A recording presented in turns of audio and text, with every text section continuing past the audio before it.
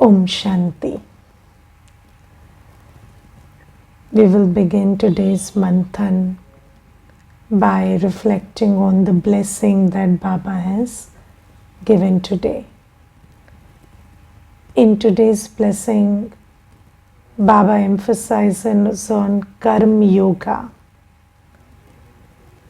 combining every action with yoga. Now you see, what is yoga with Baba? So just like you see that when you connect a bulb with electricity, the bulb glows. Yes, so the current, the electrical current passes through the bulb, and the bulb also becomes a reflection of the current. Similarly, Baba is the powerhouse. Baba is the ocean of knowledge, the ocean of purity, the ocean of peace, the ocean of all powers. He is the Almighty, the ocean of love. And when I, the soul, am in yoga with Baba, I also become his reflection. I also start to become a conduit of the energy that he is. So, when I am in yoga with Baba, I am also like Baba.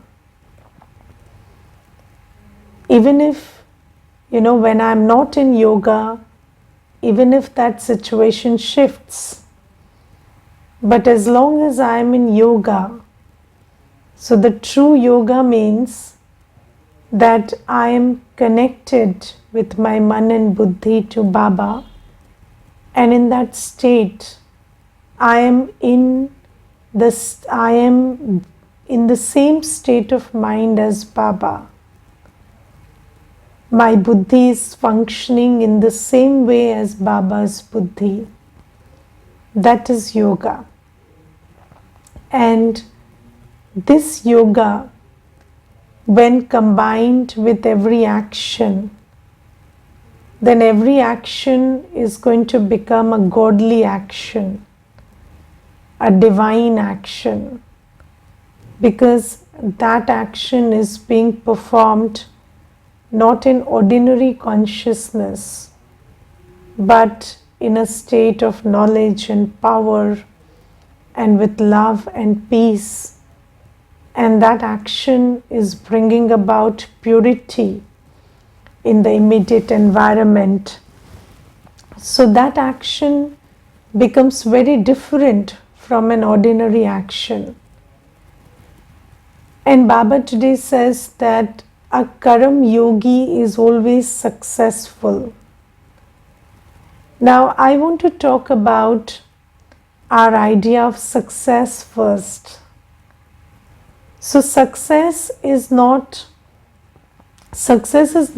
a short-term thing. Success is holistic and very long-term. And when we have come to Baba, now we know that success means Antmate Sogati, which means when I leave the body, I am in such an elevated state that I find the kingship in Satyug. That is ultimate success. Now for that, so you see that first thing is when we want to understand that Baba is guaranteeing success through Karam Yoga, I have to first understand that if my concept of success is flawed, then that whole idea doesn't work. So first thing is, what is the ultimate criteria for success in this birth. So in this Sangam Yugi birth, success means when I leave the body, then my final moments, they decide my destination. And my final moments are in such good spiritual stage that I find my Satyugi destination because of those final moments. That is success. And you see that Baba today talks a lot about, how our buddhis, our intellects have become distorted and how we don't understand the truth about everything.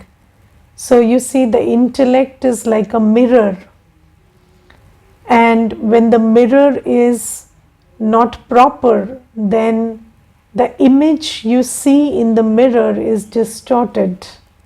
It doesn't reflect the truth, the reality. And this is why the way we look at success, the way we look at events, the way we look at everything in the current world is not the truth. We can't see the truth because the mirror through which we see everything, the glasses through which we see everything, the intellect is distorted. And the intellect has been fed with the idea of temporary attainment. Yes, and we think that that is success. Now you see that there is one girl, and she told me that I got married, and I got married to a person that my family chose for me, and everybody said that I'm a good girl because of that. And I felt that I have done something really nice by not going into the attractions of the world and getting married to somebody who my family chose. It's a rare thing in this world, and I was very proud to have an arranged marriage. But when I went there, the family that I went into was very different from my maternal family, and the adjustments became difficult day by day. And then I took a decision to leave that house, and now I have come back to my parental house, and now I'm not happy. So I said, but you took the decision, so why are you not happy? So she said, because now I think that I'm a failure. So then she told me that, please tell me whether I'm a failure or I'm successful. Yes, so I told her that, you see, life is longer than getting married or getting divorced. Life is much, much longer than that. So I don't think the parameter for a successful life can be whether you got married or not married, or whether you got divorced or not divorced. That is not the parameter of success. So you see that this journey is long, and there will be many events, many happenings, many people around you, co-actors, many things you do, many things you get. But all along, what determines your success is how you are in all of those moments. Because ultimately, it is you, the being, that has to transition. And you, the being, in the final moment, is a collective of the being in these individual moments.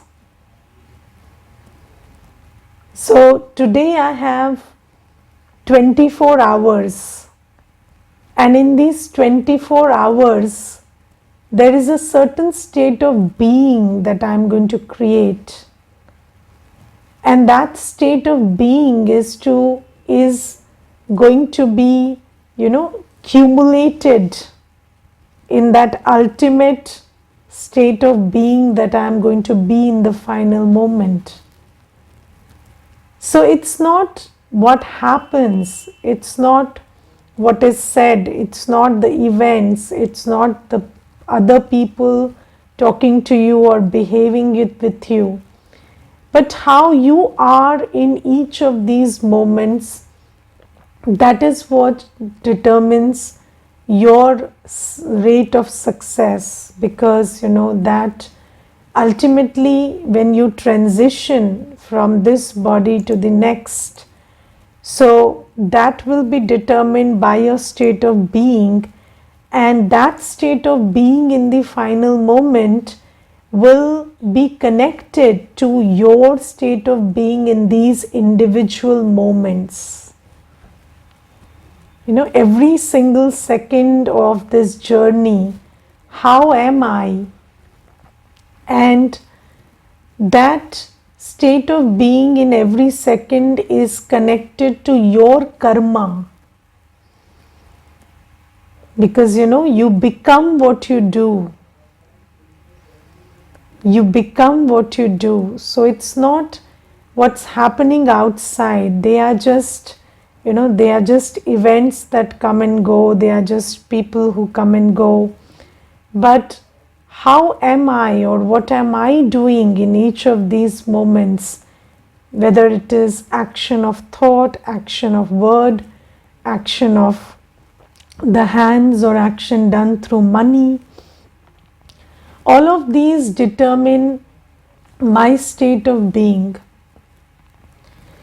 and that has a reflection on my ultimate state of being. That is why when we understand the ultimate criteria of success, we understand the value of every second, every thought. And Baba says, when you are doing everything, because karma, what you do has a reflection on who you become. So Baba says, your karma, your action, every second counts. And when you are in yoga with Baba, and yoga is a very conscious thing. Yes, yoga is not like Baba chalo mere saath, just like that. No. Yes, we can say that, Baba come with me, Baba walk with me, okay. All that is fine. But yoga means I understand who Baba is. That's why, yoga is a very knowledgeful subject. So I understand who Baba is. I understand Baba's form of the ocean of knowledge. I understand Baba's form of the ocean of purity. I understand Baba's form of the ocean of spiritual love. I understand that Baba is a point and there is no neediness in Baba. And Baba is the purifier. So everything he does, his thought, his word, his action, everything purifies. So when I am in yoga with Baba, and I can only be in yoga with Baba when I am in the awareness that I am his child. So when I am in this deep awareness that by virtue of being his child, I am just like him. It may be even for 1 hour I'm able to hold that awareness. Maybe it slips away. Maybe it just stays for a second. But whatever amount of time that stays, that is when I am in yoga. Otherwise, I am in viyoga. And when I am in viyoga, I am in yoga with Maya.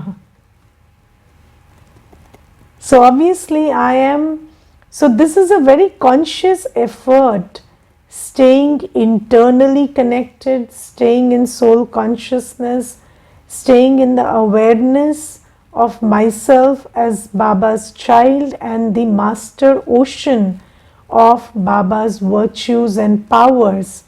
And when I am in that awareness and when I am in that essential stage, because that stage is a very essential stage, that stage is full of, power and virtues and that essence of knowledge. And when I am in that state, then I don't perform inaccurate karma. So in that state, there is no attraction, there is no attachment, there is no, there is no hatred, there is no grina, there is no fear, because I'm like Baba, and Baba is free from these vices. And also, it's not just free from vices, but very positively active. So just like every action of Baba is knowledgeful, loveful, peaceful, productive, powerful, purifying. So in that state of yoga, my contribution, the contribution of every action that I make is going to be huge, because every action is very powerful, purposeful and elevated. And Baba says that action counts, and then that action is going to, build that foundation through which you realize your Antamate Sogati. So every action done in yoga is an accurate action. It's a powerful, positive action. And when I use every second to create such positive, powerful action, then that reflects in my being, because I become as I do, and I start shifting into somebody who is a Punya Atma, somebody who has a credit of a lot of Punya Karma, and that is what will decide my Antamate Sogati. So when I leave the body, I have this whole, credit of Punya Karma, and I can transition into the Punya ki Duniya, into that world of purity, into that world of good action in Satyug. So Baba says, you must pay attention to being a Karam Yogi, and pay attention that every action of yours, whether it's your thought, your drishti, your words, the way you walk, the way you give and take, the way you think, your feelings, or just your vibration, pay attention that you are in such good yoga with Baba that everything that you do, whether at subtle levels, at gross levels, that's a reflection of Baba's energy, and that is good karma, and that is what will make you successful. Because you see, success is not a momentary thing. Success is not today or tomorrow. Success is a very long-term thing. And success is very holistic. Success is not lopsided. It's not like my health is good, so I'm successful. No, it's health, wealth, happiness, peace, it's good relationships. Everything is a part of success. But then the thing is, it's so long term that if you start gauging it from what is, then you get trapped into it, because you see that when you think that today my health is up and down, then you get caught up in that, and you start messing up your mind with that. But you have to understand that even if the body is not behaving properly today, I have to be knowledgeful that I have had 63 births of, journey in Ravan Rajya. And even if it is not okay, it's fine. And I have to be in yoga with Baba and pay attention that all my actions are fruitful, productive, positive, despite my body being what it is. And that will determine my ultimate success. So don't get caught up in side scenes, because these are just, that's why Baba gives us this knowledge that everything else is just a scene in drama. It doesn't mean anything. And when we talk about yoga, so we have to be soul conscious, and then in soul conscious there has to be detachment from the scenes outside, and only then can I be in constant communion with Baba. So being a detached observer is a step towards yoga with Baba. So if I am not a detached observer, then I cannot be in constant yoga with Baba, because then the scenes around me and whatever is happening around me will, my yoga is with that, right? So when my yoga is with that, then I'm not able to be Baba's conduit. I'm not able to reflect Baba's energy. I am connected here, and the energy of the scene, the energy of the co-actor around me starts affecting me. Yes, and then you see in the process, now the thing is, the drama is what it is. Now let me give you one very simple example. Let's say I start cooking, and then I'm not in yoga with Baba. And then I look for the right utensil to cook and I'm not finding it. And then I get disturbed.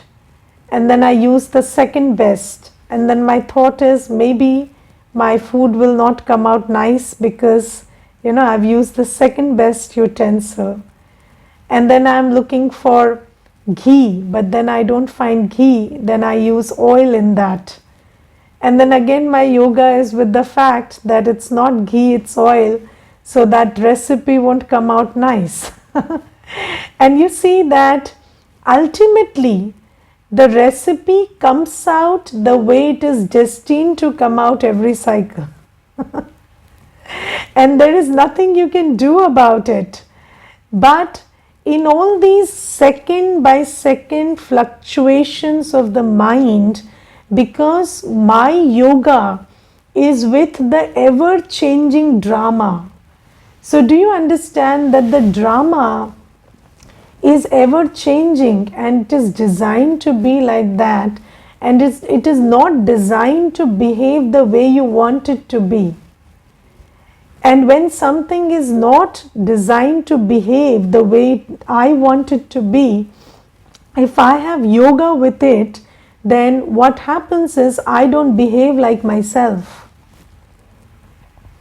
I start behaving very erratically. I'm not in my senses. I lose my peace, my happiness.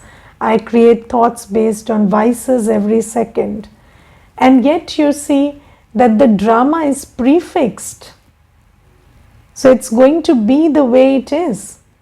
So in this ever-changing prefixed drama, where no 1 second matches the other second, our only protection from the influence of the vagaries of every scene, because you see every scene brings surprises, brings shocks, brings so many things, and some scene will be very attractive, some will induce fear.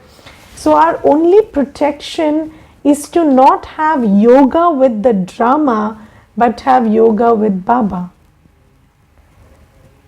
And if I don't understand that simple law, then what happens is I keep shifting my karma, my karma of thought, of feeling, of responses every second, and I'm spoiling my destiny, and ultimately I'm a failure.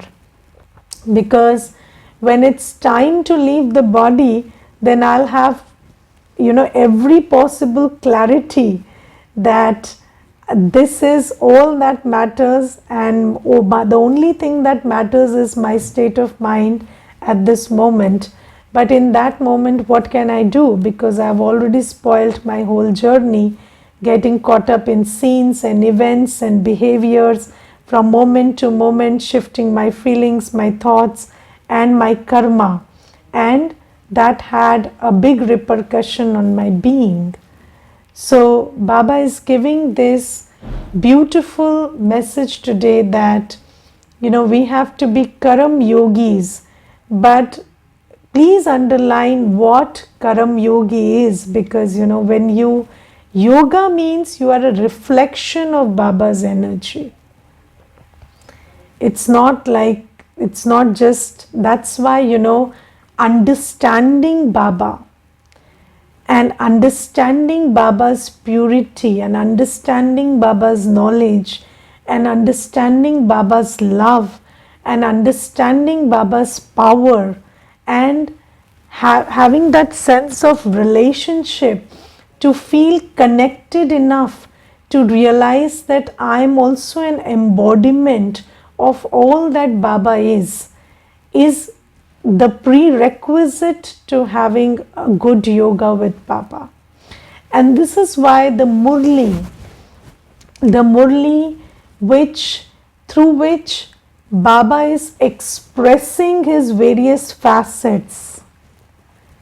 So, the Murli which introduces me to Baba's form of the ocean of knowledge, the Murli that introduces me to what peace is, or purity is, or what true love is, or what spiritual power is, or the Murli in which Baba every day is speaking to me about how close my relationship with Baba is. That Murli has to seep deep inside me and run in my veins so that I understand that I have this relationship with Baba, and through that power of relationship, I am able to draw in Baba's energy into my being. So that's very important, and that's why without proper understanding, because you see, Baba is revealing himself through the Murli. So, the Murli is Baba's words, and Baba is saying, and that speaking, that saying is a reflection of the various facets of Baba. So, understanding Baba and feeling that connection with Baba helps me draw the energy of Baba into myself and be an embodiment of Baba's energy while I am in action. And that's the only method to ensure success or ensure Antmati Sogati. So this is Baba's blessing today. And then Baba in the Murli today talks about the true pilgrimage. So you see that there is a false pilgrimage which we do through the body in bhakti. So we go to a supposedly pure place, yes, and then we come back. So we think that, a pilgrimage done through the body is supposed to purify us. But if we become pure, why do we return to the same impure place?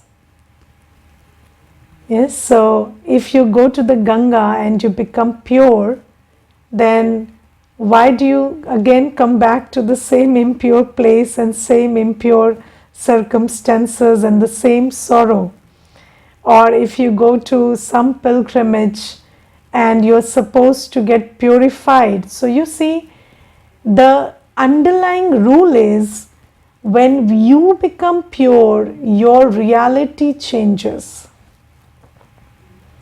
So your frequency determines your reality. And if your frequency has changed, which a pilgrimage is supposed to do. A pilgrimage is supposed to purify me.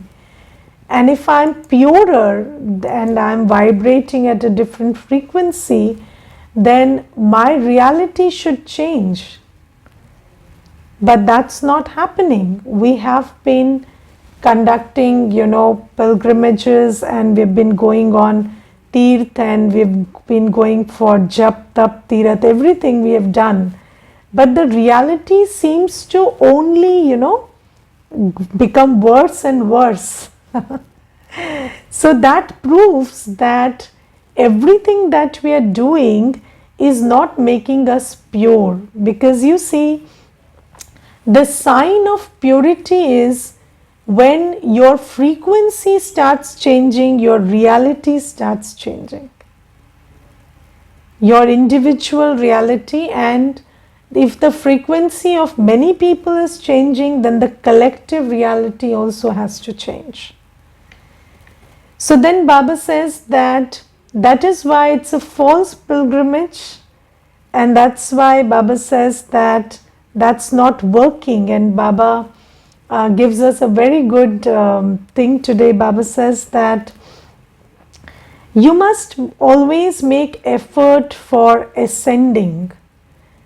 And you have made so much effort in bhakti and there is only descent. Now you see, we have been calling out to Sri Lakshmi every Diwali. And yet, the poverty is increasing. So that is proof enough that Lakshmi ji is not coming. So the whole world is poverty. And I was just asking somebody the other day, so the condition in which Sri Lanka is today, I can't wrap my head around the fact that such a whole country can go into such financial crisis. And you see, we are living in a time when whole countries are getting bankrupt. Whole nations are getting bankrupt, and there is financial instability, and again, it leads to other instabilities. So Baba says there is something that we are doing which is not working. And then Baba says that why is sorrow and poverty and everything increasing if what you're doing is to ensure peace, happiness and prosperity? So the whole aim of bhakti is to ensure peace, happiness and prosperity. And we are doing everything we are taught. So definitely there is something not right about what we are taught. So then Baba says, I teach you the true pilgrimage. And what is the true pilgrimage? You remember your soul world, your home, and you remember the world that is to come. You remember the golden age, the pure world, and you remember your home. And when you do this yatra, when you do this tirth, when you do this pilgrimage, then you will end up there. So Baba says, then you will shift to Paramdham, you will shift to the new world. So that is what a pilgrimage is supposed to do. It's supposed to shift your reality. And Baba says, when you perform this true pilgrimage, then you will not return to Kali Yuga. You will go home and then come back to the new world, the golden age. But what I want to underline today is, one thing is knowing about the pilgrimage and another thing is actually undertaking that pilgrimage. So we have understood that I, the soul, can perform this true pilgrimage of going home and going to the new world through remembrance. But how much of it am I doing? That's the big question. So Do I really leave the consciousness of this old world and go and sit in my home with my man and buddhi and go and relish the purity and the beauty and the prosperity and the harmony of Satyug through the man and buddhi, and how much do I do it? So that's the big question, because knowing about the pilgrimage is not going to purge you. For purging, for purification, you have to actually perform the pilgrimage. And you have to move your man and buddhi from this world and perform that yatra. And if so even if you set out on a physical pilgrimage and you don't keep track of time, and you just you're eating and enjoying and getting caught up in sightseeing and not actually moving, you don't reach your tirath, do you? Yes. So there was this one brother, and he told me that the Google map showed that he will reach a destination in 5 hours, but it took 10 hours to reach that destination. So I asked him, so he told me this Google map is very misguiding. And then I said, I don't think it should happen like this. Why did it happen like 5 hours took 10 hours? And then his driver came and he said he had to stop every time, every time he saw a dhaba, he stopped. Every time he saw a restaurant, he's stopping. Every time there is a beautiful scene, he's stopping and clicking pictures. So 5 hours he kept doing that. So obviously the road was only 5 hours long, but it took so long because he was not moving. He was not moving. So the question is, are we moving? Because we have learnt this new movement through the man and buddhi, which we didn't know earlier. But are we moving? Because there are many people who know a lot of driving but don't drive. There are many who know a lot about exercise but don't exercise. And in the Brahmin world also, there are many who know a lot about spiritual pilgrimage, but they don't do it. So we have to take this caution today that Baba says this is the true pilgrimage, and if you undertake this pilgrimage, you will shift to your pure world and to the pure home of souls. But are we performing that yatra is the question. And every day you have to maintain a chart. How far have you shifted your consciousness through this spiritual yatra? And only when you maintain a chart, you will be able to gauge how far are you from the aim and how much have you to speed up to reach your aim in time. Because you see, the clock is ticking. The clock is not waiting for anybody. And when it's time, it's time. When we have to go, we have to go. So when that world has to come, before that world coming, I have to get ready for that world. And for that, sustained attention on how much of the pilgrimage am I undertaking every day is very important. Okay. Om Shanti.